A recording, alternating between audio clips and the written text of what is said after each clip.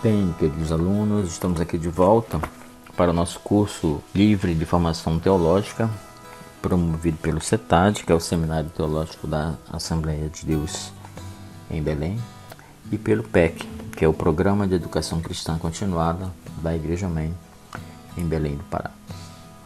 Eu sou o professor George Fernandes, pastor, teólogo, administrador, pedagogo, e estou como coordenador acadêmico ali no Seminário Teológico da Assembleia de Deus em Belém, o nosso CETAD. Estamos continuando aqui a nossa aula no livro 5 do nosso curso, o livro que aborda duas disciplinas principais. É um livro de teologia bíblica, abordando um panorama do Antigo Testamento e um panorama do Novo Testamento. Estamos agora nessa aula de número 11 da disciplina Panorama do Novo Testamento. Já estamos no finalzinho dessa visão panorâmica de todo o Novo Testamento, exatamente nas epístolas de João. Vamos começar a trabalhar as epístolas joaninas, as 3 cartas de João. Começando pela carta número 1, a primeira epístola do apóstolo João. Essa carta, primeira de João, leva o título do seu autor, que foi apóstolo de Jesus, também é autor do Evangelho e, além dessas 3 cartas, mais o Apocalipse, que na sua estrutura não deixa de ser uma carta às igrejas que Jesus revelou ali para que João, na ilha de Patmos, escrevesse as visões que ele estava mostrando para ele ali para a composição do livro do Apocalipse. João era filho de Zebedeu, talvez fosse primo em primeiro grau de Jesus. Foi um pescador que fazia parte do círculo de amigos mais íntimos de Jesus. Era chamado por si mesmo, ele o descreve assim, sua pessoa, no seu evangelho, dizendo que era o discípulo a quem Jesus amado. A data dessa obra deve ter sido escrita por volta do ano 85 ao ano 90, provavelmente momentos antes da grande perseguição de Diocleciano, antes da composição do próprio Evangelho e talvez a composição do livro de Apocalipse. É provável que essa carta tenha sido escrita de Éfeso, isso nós vamos ampliar daqui a pouquinho alguns comentários. O destinatário a essa carta eram crentes que estavam espalhados em toda a região ali onde o Evangelho havia se espalhado ao longo do Mediterrâneo após as viagens missionárias de Paulo. Não há assim uma carta específica, uma igreja específica, nem uma pessoa específica. É uma carta circular que poderia ser lida em qualquer comunidade cristã da época ou para qualquer lugar em que ela chegasse. A mensagem da carta ela foi escrita objetivamente para combater uma das seitas heréticas mais perigosas dos 2 primeiros séculos da igreja, que era o gnosticismo, essa expressão vem do grego gnosis, que significa conhecimento. O gnosticismo começava a penetrar nas igrejas naquela época, em todo o primeiro século. O apóstolo Paulo já havia escrito nas suas epístolas para combater essa heresia que nós tratamos em algumas cartas estudadas de Paulo em aulas anteriores. A doutrina central do gnosticismo era que o espírito era inteiramente bom e a matéria inteiramente má. Dessa ideia surgiram alguns erros a mais do que apenas essas definições. Vou listar aqui alguns erros que seguiam essa doutrina do gnosticismo. Primeiro, a salvação era obtida em se escapar do corpo, matéria má, e não através da graça de Deus mediante a fé em Jesus Cristo. Isso distorcia a mensagem da salvação. Para os gnósticos, segunda questão, eles entendiam a encarnação de Jesus dizendo que ela não existiu, pois a divindade jamais teria se unido com a matéria que é má. Na visão deles era a matéria má, logo a encarnação de Jesus ter se tornado homem, não era correto, tirava a divindade dele. Terceiro ponto, eles, os gnósticos, faziam distinção entre Jesus e Cristo, onde, para eles, o Cristo teria descido sobre Jesus durante seu batismo. mas Jesus morreu na cruz e o Cristo já o havia deixado quando isso aconteceu. Sendo que Jesus morreu, mas o Cristo não. É uma coisa assim meio sem paradoxo, né? sem sentido essa interpretação gnóstica. Mas isso colocava muito em dúvida a pessoa de Jesus, né? Como Deus e como homem. Quarto ponto, Cristo somente parecia ter corpo. É a teoria chamada de cetismo, originada do grego dokel, que significava parecer. Então, Cristo apenas parecia ter corpo, mas não era um corpo de carne. A outra questão, eles diziam que não havia ressurreição da carne ou matéria. Outra afirmação do gnosticismo é que a existência do mal no mundo significava que Deus não era o único criador.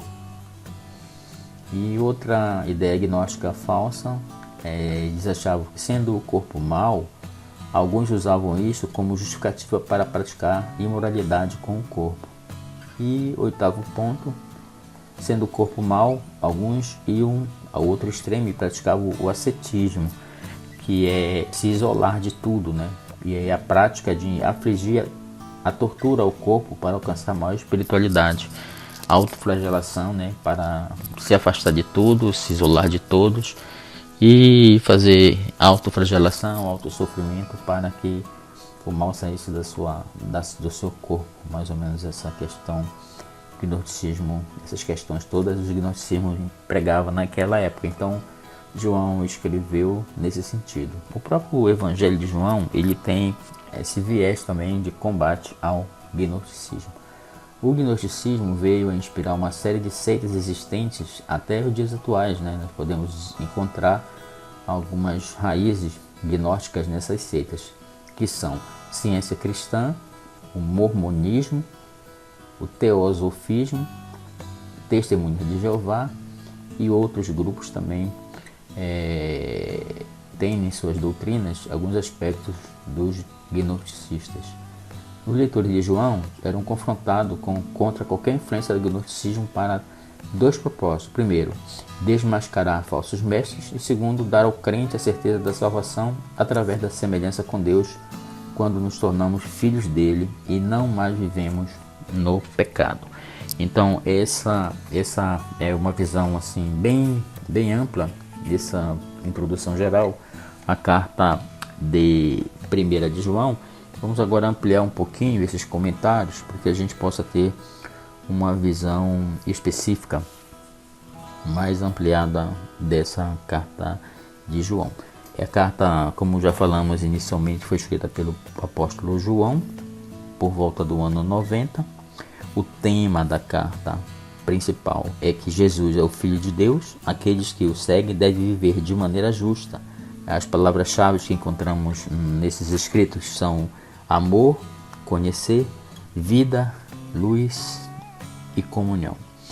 Embora essa epístola seja anônima, seu estilo e vocabulário indicam claramente que foi escrita pelo autor do Evangelho de João.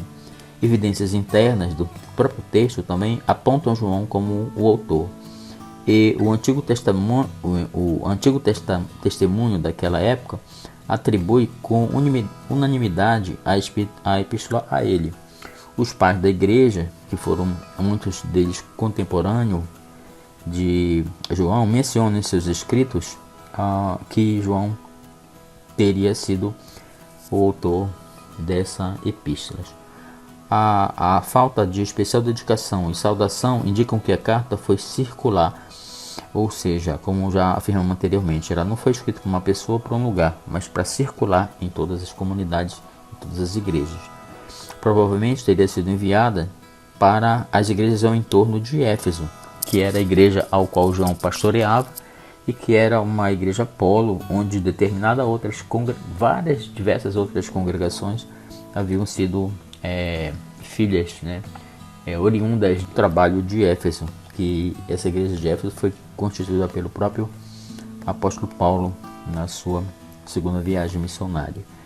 Onde João foi na região de Éfeso, na igreja de Éfeso, que Jesus passou boa parte da sua vida e os últimos dias da sua vida ele pastoreou ali aquela igreja. Com relação à data, né, dos anos 90, onde se estabelece o limite para a produção dessa carta, variando de 85 a 90 depois de Cristo.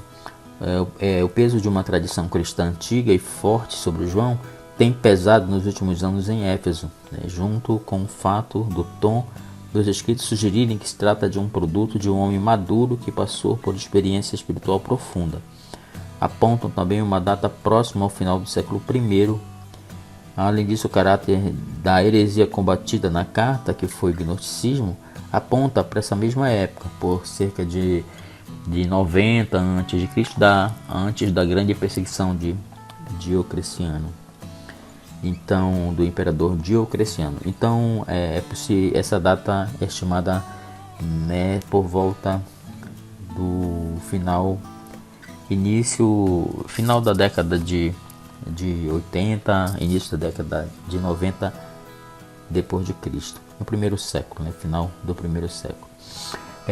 Quanto à ocasião e objetivo desta carta, João declara ter escrito para dar garantia da vida eterna àqueles que creem no nome do Filho de Deus. Isso está no capítulo 5, versículo 13. Vamos ler aqui Evangelho segundo João, capítulo 5, versículo 13. Aqui abrindo a nossa Bíblia, primeira epístola de João. Eu estava lendo aqui no Evangelho de João. Na primeira epístola de João, capítulo 5, versículo 13, diz assim: Estas coisas vos escrevi a vós, os que credes no nome do Filho de Deus, para que saibais que tendes a vida eterna, e para que creiais no nome do Filho de Deus. É isso que ele expressa aí nessa carta. A incerteza de seus leitores sobre sua condição espiritual foi causada por um conflito desordenado com os mestres de uma falsa doutrina. João refere-se aos ensinamentos como enganosos. Aí no capítulo no capítulo 2, versículo 26 dessa carta. Vamos ver aqui 1 de João, capítulo 2, versículo 26. Ele escreveu assim: Estas coisas vos escrevi acerca dos que vos enganam. Então ele estava escrevendo acerca desses ensinos que ele considerava enganosos e chamava essas pessoas de falsos mestres, mentirosos e anticristo até mesmo. Isso está no capítulo 2, no capítulo 4 da carta. Eles um dia tinham estado com a igreja, mas tinham se afastado e tinham se levantado do mundo para propagar essa perigosa heresia no seio da igreja, e isso estava confundindo muito dos irmãos e fazendo com que a igreja se afastasse das bases fundamentais da fé cristã. A heresia era um precursor do gnosticismo do século II, Na verdade, o gnosticismo ele se estabeleceu profundamente na igreja e provocou várias influências negativas no século II. Porém, desde o primeiro século, desde a pregação de Paulo, ele já encontrava os gnósticos naquelas igrejas, principalmente da Galácia e na região de Éfeso, ao qual o próprio João agora está combatendo essa heresia que Paulo já sentia desde a fundação da igreja, que estava disseminada naquela região. Como vimos anteriormente, essa doutrina gnóstica ensinava que a matéria era essencialmente ruim e o espírito era essencialmente bom. O ponto de vista dualista fez com que os falsos mestres negassem a encarnação de Cristo e, portanto, consequentemente, a sua ressurreição. O verdadeiro Deus, ensinavam eles, nunca poderia habitar em corpo material de carne e sangue. Portanto, o corpo humano que Jesus supostamente possuiu não era real, mas apenas aparente. João então escreveu vigorosamente contra esse erro. Ele combateu muito isso desde o início da carta, No início da sua carta, ele informa a todos que o que ele estava falando não era nada que ele estava inventando. 1 de João, capítulo 1, versículo 1. Ele fala assim, até o 3. Ele diz assim, João, nessa primeira epístola, no capítulo 1. o que era desde o princípio, o que ouvimos, o que vimos com os nossos olhos, o que temos contemplado e as nossas mãos tocaram da palavra da vida. Então ele estava dizendo que ele falava acerca de Jesus, ao qual ele viu, ao qual ele ouviu e ao qual ele tocou. Logo, ele era um homem e ao mesmo tempo Deus. No versículo 2, porque a vida foi manifestada a nós e a vimos, e testificamos dela, e vos anunciamos a vida eterna que estava com o Pai e que nos foi manifestada. Versículo 3, o que vimos e ouvimos, isso vos anunciamos, para que também tenhais comunhão conosco, que a nossa comunhão é com o Pai e com o seu Filho Jesus Cristo. Então ele afirmava que tinha ouvido, tinha visto, tinha tocado até, e tinha tido contato com Jesus, né? Então não poderia ser, ele tinha convicção de que Jesus era divino e a sua natureza era divina e humana simultaneamente. Eles também ensinavam, esses hereges, que como o corpo humano era um simples invólucro para o espírito interior, e como nada que o corpo fizesse poderia afetar o espírito interno, as distinções éticas pararam de ser relevantes. Portanto, eles não viam pecado. Portanto, eles não tinham pecado. João respondeu esse erro com indignação. Capítulo 2, versículo 4, 6, 15, João vai rebater todas essas afirmações dos gnósticos. O gnosticismo é uma palavra derivada do grego gnosis, que já falamos, significa, relembrando, conhecimento. Mais tarde, os gnósticos ensinavam a salvação através do esclarecimento mental, que acontecia somente para os iniciados da elite espiritual e não aos cristãos comuns. Em virtude disso, eles substituíam a fé pelas buscas espirituais e exaltavam a especulação mais do que os dogmas básicos do Evangelho. Então, mais uma vez, João reagiu energicamente contra essas doutrinas, declarando que não há salvação particular reservada para alguns poucos intelectuais, nem para aqueles que são mais esclarecidos, nem para aqueles que têm mais estudos, nem para aqueles que conhecem mais, mas que todo o corpo de crentes possui a doutrina apostólica. Então qualquer pessoa, da mais simples que for, ela tem a mesma percepção de Deus, como qualquer um que também tem um nível de conhecimento maior. Então a salvação não poderia nunca vir pelo conhecimento, mas sim pela fé em Cristo. O objetivo de João ao escrever, então, é expor a heresia dos falsos mestres, confirmar a fé dos verdadeiros crentes nos conhecimentos de Jesus e dos seus ensinamentos. Característica importante dessa carta é que há grandes semelhanças entre o Evangelho de João e 1 de João. Uma aparência muito grande entre os dois, né? Tanto o Evangelho quanto a 1 de João, elas abordam a divindade de Jesus, né? Mostrando que a encarnação foi real e que Deus estava presente na pessoa e obra de Cristo. O tom dessa epístola é amigável e paternal, refletindo a autoridade que a idade e o apostolado traziam através da vida de João.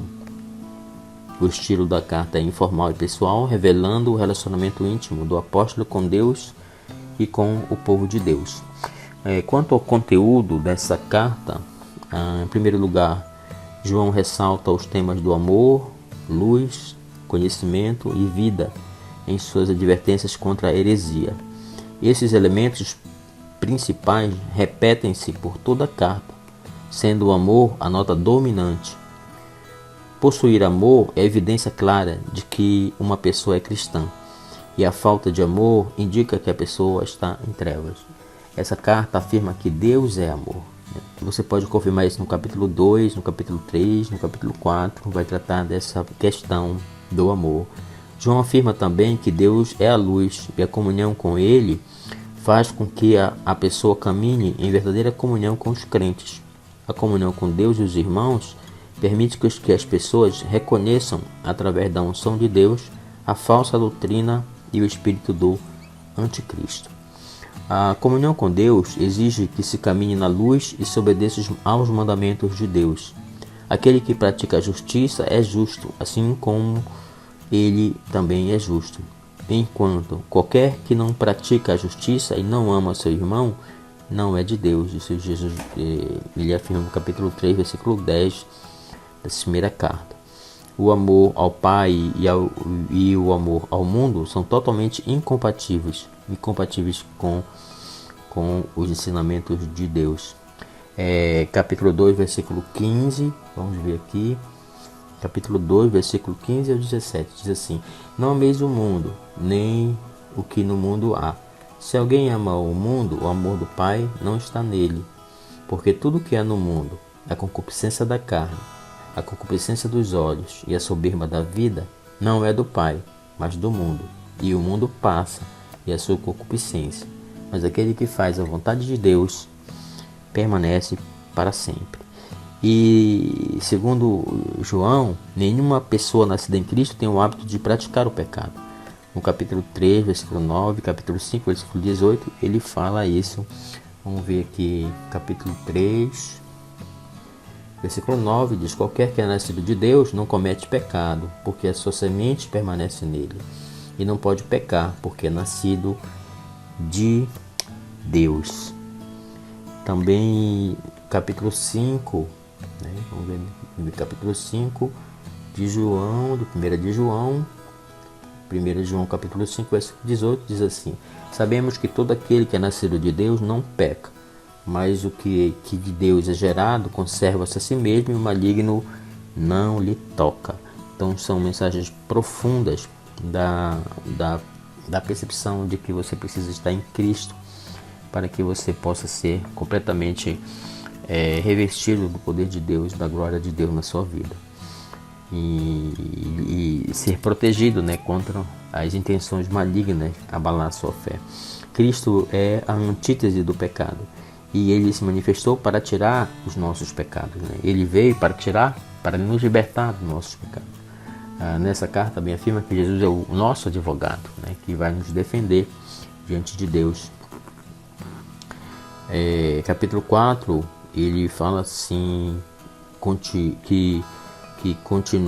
João continua com o tema da identificação dos espíritos rivais, os falsos profetas que saíram para o mundo a fim de testar os espíritos. Nós devemos encontrar quem eles reconhecem como Salvador e Senhor.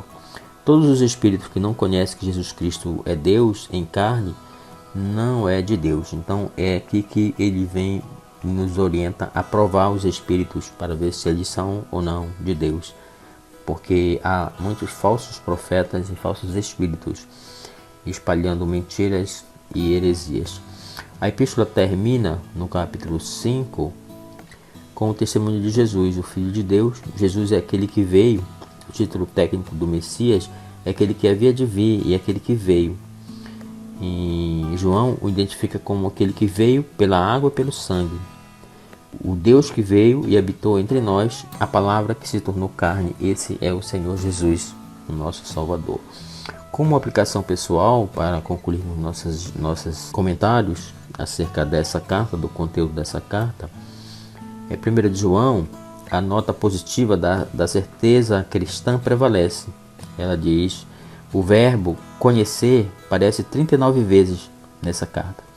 A verdade cristã está além do domínio da especulação, pois está irrevogavelmente ligada ao acontecimento histórico de Jesus Cristo e o testemunho apostólico sobre esse acontecimento. João está falando, testificando o que ele viu, ouviu, o que ele tocou no Senhor Jesus. E também todos os ensinamentos que Jesus fez, ele estava ali presente e tinha convicção de que Jesus era o Senhor e era Deus.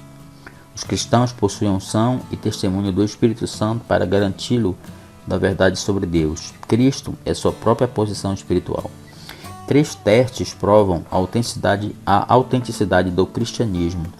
O teste da crença, no capítulo 4, versículo 2. O teste da obediência, no capítulo 2, versículo 3.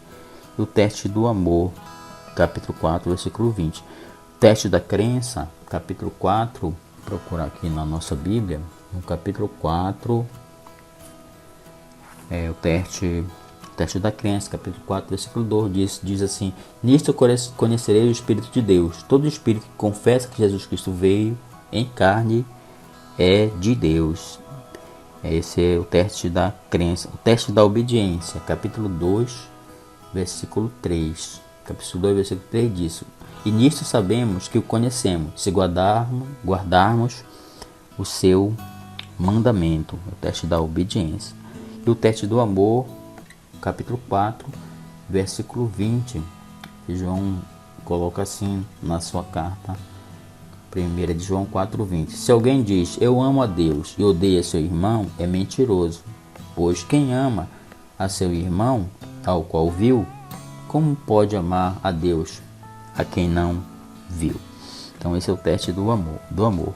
As afirmações são declaradas negativamente. Aquele que professa ser cristão, mas que não consegue passar no teste da crença, no teste da obediência e também no teste do amor, é mentiroso. João junta todos os testes no capítulo 5, do 1 ao 5, onde ele indica que uma profissão de cristianismo é falsa, e não é falsa a não ser que caracterizada pela crença correta, obediência divina e amor fraternal. Os mesmos testes são válidos hoje em dia. Vamos ver assim o capítulo 5, do versículo 1 ao 5, que sintetiza esses testes da crença, da obediência e do amor.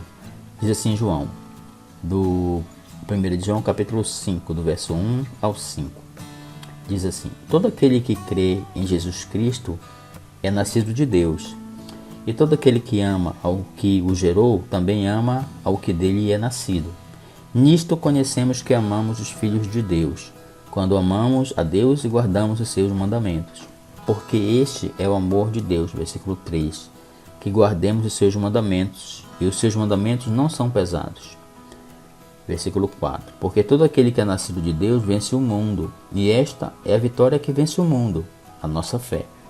No capítulo 5, para concluir, ele diz: quem é que vence o mundo, senão aquele que crê que Jesus é o Filho de Deus? Esse é a aplicação pessoal, e são os mesmos testes, são válidos para hoje. Hoje você precisa conhecer, você precisa crer, você precisa obedecer, você precisa amar a Deus sobre todas as coisas. João enfatiza também a divindade e a humanidade de Jesus, declarando que Deus entrou completamente na vida humana através dele.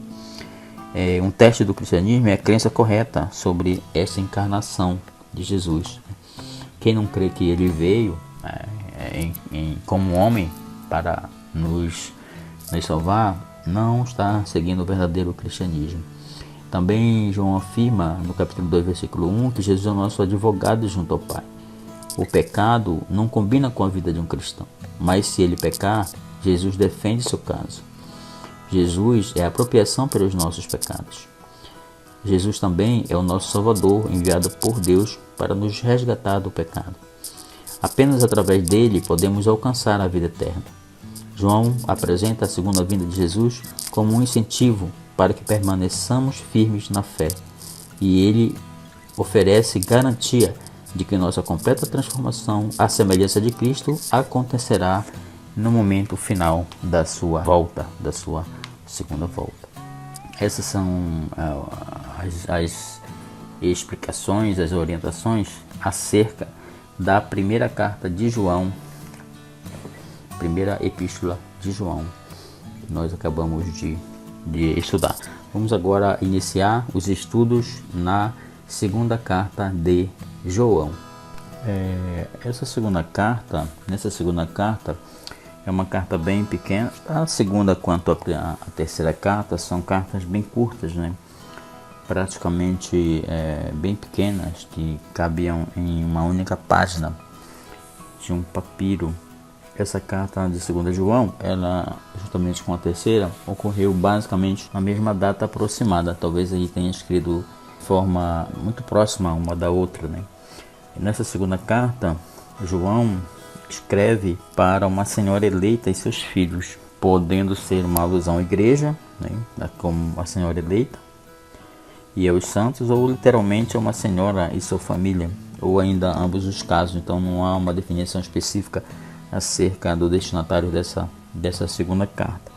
A mensagem da segunda epístola de João, essa carta deixa um alerta para que nem a igreja nem as famílias acolhessem falsos mestres itinerantes em suas casas, para não contribuírem com a propagação de heresias. O evangelho era propagado em um lugar, em outro, através de evangelistas e mestres missionários que dependiam do acolhimento das famílias e do suprimento para as próximas viagens.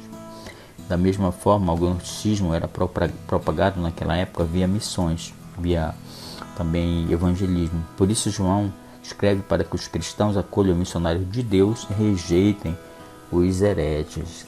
Também tinha nessa epístola um pouco de conteúdo de combate ao gnosticismo.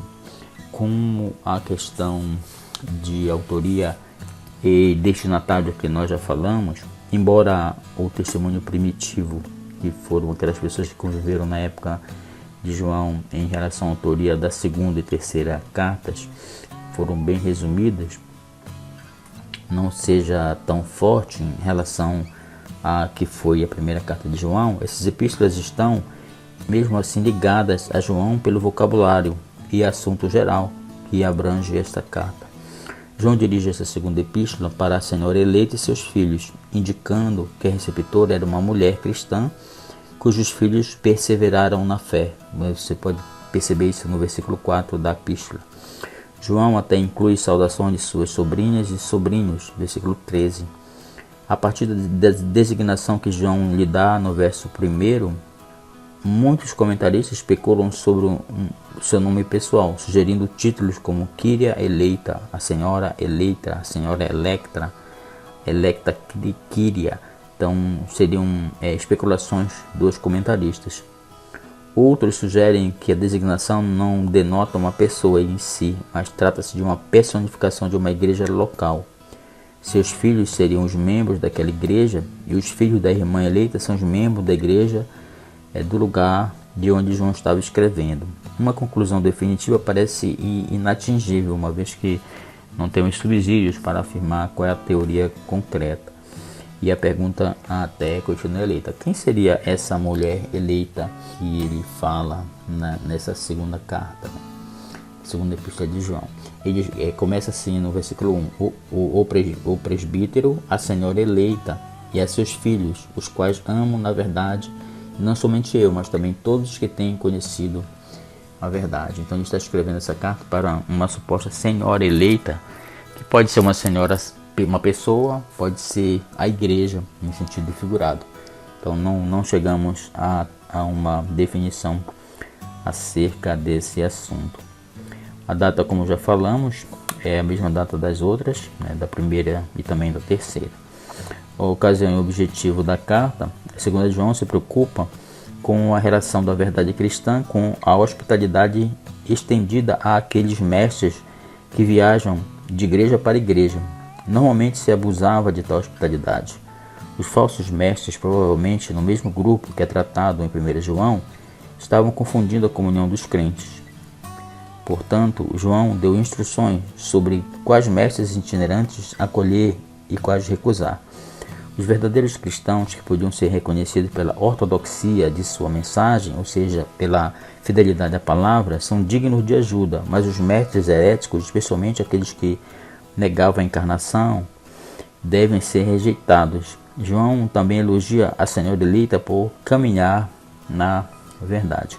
A gente pode dizer, gente, é que João recomenda que ter cuidado, de você receber alguém na sua igreja, alguma pessoa, e você entregar o púlpito da sua igreja para aquela pessoa pregar doutrinas que vão trazer confusão para aquele grupo, para a sua igreja, para suas ovelhas, para os seus irmãos, Então temos que ter muito cuidado quando recebermos pessoas para permitirmos que fiquem conosco aquelas pessoas que sejam realmente do mesmo sistema doutrinário que temos, para não abrirmos nossas igrejas para que heresias sejam disseminadas e coloquem confusão e divisão no meio do corpo de Cristo, tá?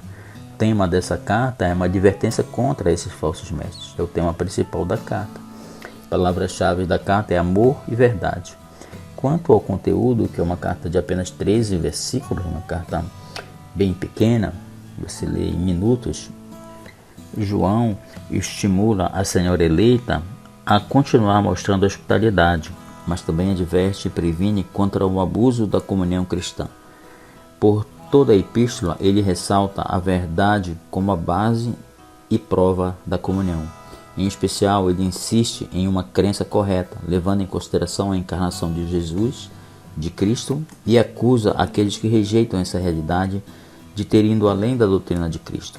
Ele incita os leitores a ficarem perto de Cristo, mantendo-se fiéis à verdade.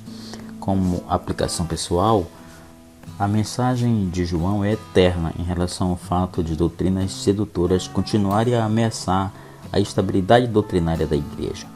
A epístola de João, essa segunda carta, nos lembra de receber Jesus como Filho de Deus, como o Filho de Deus, e não como um Filho de Deus, ou algo que relativizado, que não seja o Deus Todo-Poderoso, mas um Deus que dependa de outros artifícios, mas que não seja absoluto. João também adverte sobre aqueles que avançam além da doutrina de Cristo, aceitando novos ensinamentos, deixando a doutrina apostólica para trás, deixando a palavra de Deus para trás. Receber tais pessoas em nossas comunidades é identificar-se com o mal e correr o risco de perder a fé. Ele esclarece isso nos versículos 11, versículo 9 e versículo 8 da carta. Ele faz essa alerta. Por exemplo, no versículo 8, ele diz assim: olhai por vós mesmos para não pecarmos. E o que temos de ganho, antes recebamos o inteiro galardão de Deus e não percamos a nossa fé. Isso que ele tem nos orientado através dessa carta. João também, nessa carta, apresenta tanto a divindade de Cristo quanto a sua humanidade. Qualquer pessoa que negue a verdade fundamental relacionada à pessoa divina humana de Cristo não tem a Deus. João encara a comunhão como uma característica distintiva, da vida cristã, mas não deixa dúvidas de que a comunhão cristã é impossível onde a doutrina apostólica da pessoa e obra de Cristo seja negada e comprometida.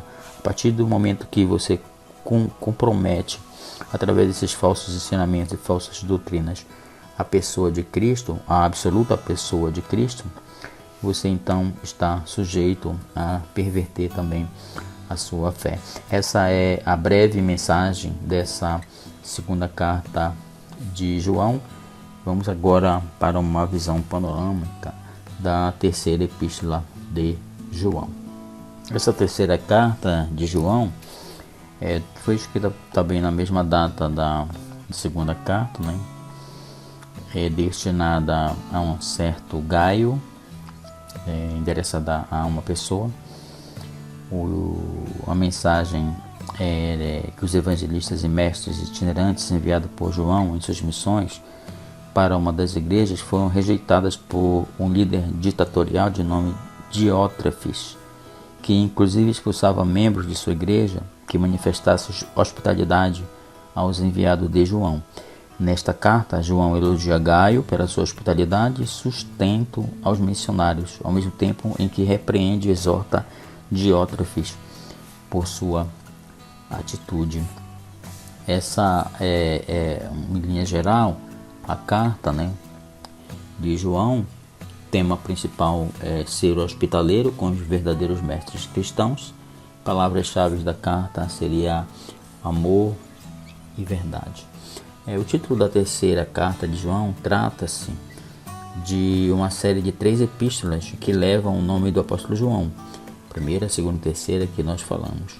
No Novo Testamento, a terceira e a segunda carta de João são a que mais se aproximam da forma de carta convencional do mundo greco-romano contemporâneo daquela época.